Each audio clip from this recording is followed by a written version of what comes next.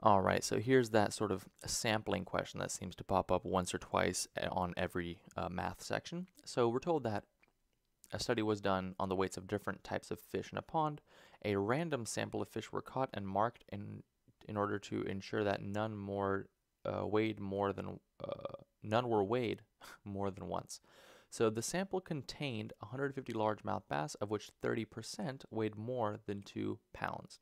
So there was a random sample of fish, and within the sample contained 150 largemouth bass, of which 30% were heavier than 2 pounds. Which of the following conclusions is best supported by the data? So, A, the majority of all fish in the pond weigh less than 2 pounds. Well, hold on. We were just told information about the largemouth bass, right? So, while yes, this is a large fish and you might want to intuitively just put this answer, we don't we can't support that with this information, right? This information is just about largemouth bass. It's not about all fish in the pond. We don't know any information about the weight of any other kinds of fish in this pond. So we can't support a conclusion about all fish by only looking at information from one kind of fish. Next, B.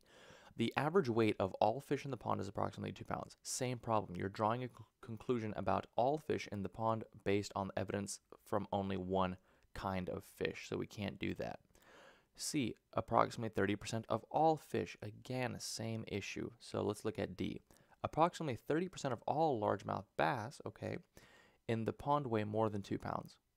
That's a pretty reasonable conclusion, right? That's exactly what your sample size what your sample established. You have a pretty big sample, so you can conclude that that's probably roughly the case for all the largemouth bass in the pond, not all fish, because we aren't given any information about all the fish, only about largemouth bass. So D is our answer here.